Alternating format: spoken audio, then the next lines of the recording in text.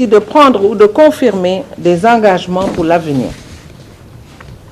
Avec l'adoption de son cadrage budgétaire 2020-2022, arrimé au plan d'action prioritaire ajusté et accéléré, le PAP 2A 2019-2023, du plan Sénégal émergent et intégrant la nouvelle orientation du budget programme, le Haut Conseil du dialogue social s'est résolument engagé dans une véritable prospective pluriannuelle.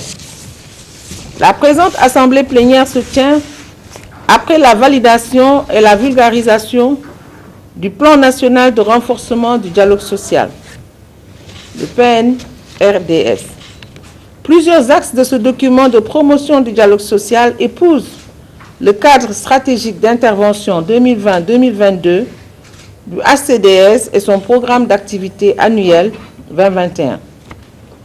Le programme d'activité annuel de 2022 devra intégrer la mise en œuvre du PNDRS, d'autant plus que son Excellence, M. Macky Sall, président de la République, a demandé au ministre du Travail, du Dialogue social et des Relations avec les institutions et au Haut Conseil du dialogue social, je cite, d'intensifier dans l'esprit du tripartisme gouvernement, employeur, travailleur, l'exécution du plan national de renforcement du dialogue social. Le chef de l'État a ensuite souligné, je cite, l'urgence de finaliser d'une part l'actualisation des conventions collectives et d'autre part la conclusion des conventions dans les secteurs émergents et ou dépourvus de cadre de pilotage consensuel des relations professionnelles. Donc, M. Thiam, vous avez raison de dire que la volonté politique du chef de l'État est indéniable. Le président de la République a aussi demandé au ministre du Travail, du Dialogue social et des Relations avec les institutions et au Haut Conseil du dialogue social de préparer la tenue avant la fin de l'année 2022, la 4e édition de la conférence sociale, rencontre déterminante qui doit matérialiser l'adoption des réformes du Code du travail, du Code de sécurité sociale, ainsi que du nouveau pacte de stabilité sociale et d'émergence économique. Honorables conseillères et conseillers, l'exercice auquel nous nous attelons aujourd'hui consiste à l'évaluation des activités de 2021 et à la planification de celles de 2022. Il s'agira d'abord d'évaluer le niveau d'exécution des activités prévues par le programme d'activité annuel 2021 et ensuite de délibérer sur le programme d'activité annuel 2022 de l'institution et le budget y afférent. Est-il besoin de vous rappeler que le défi de la transparence budgétaire et la reddition des comptes sont au cœur de l'état de droit et de la démocratie et sont d'une manière générale une demande sociale pressante et permanente du citoyen usager du service public.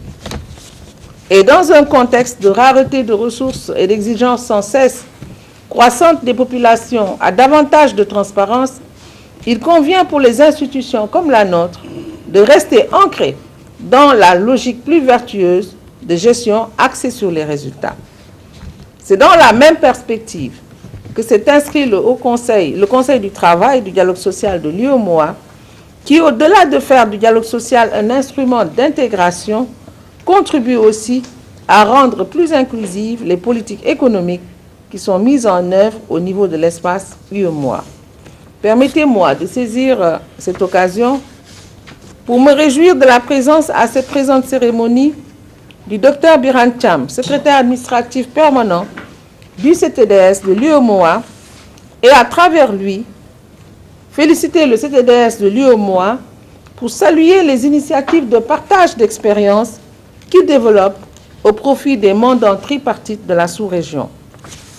Monsieur le secrétaire administratif permanent, soyez mon interprète auprès du président du CTDS de l'UEMOA pour cette marque d'estime à l'endroit de notre institution qui est régulièrement conviée aux travaux des assemblées plénières du CTDS.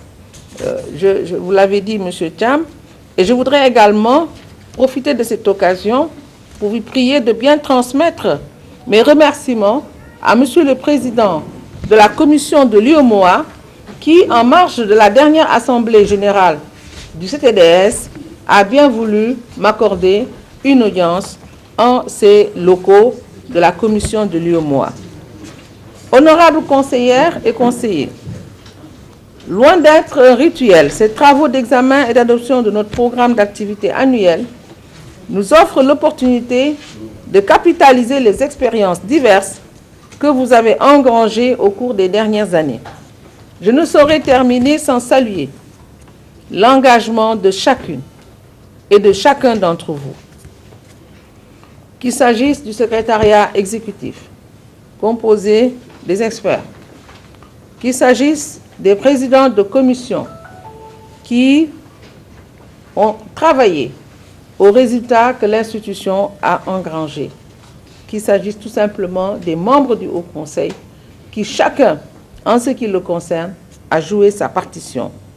Votre abnégation nous a permis de relever tous les challenges auxquels nous avons fait face dans le cadre de l'exercice de nos missions, mais aussi à fructifier le capital dont jouit notre pays en matière d'approfondissement de la démocratie sociale et de rénovation des relations professionnelles. Mais l'heure est plus que jamais à la consolidation des acquis et à la mobilisation pour être en mesure de s'ajuster aux mutations rapides et complexes du monde du travail, du monde en général et du monde du travail en particulier. Je déclare donc ouvert les travaux de la 26e Assemblée plénière du Haut Conseil du dialogue social. Je vous remercie de votre bien aimable attention. Merci.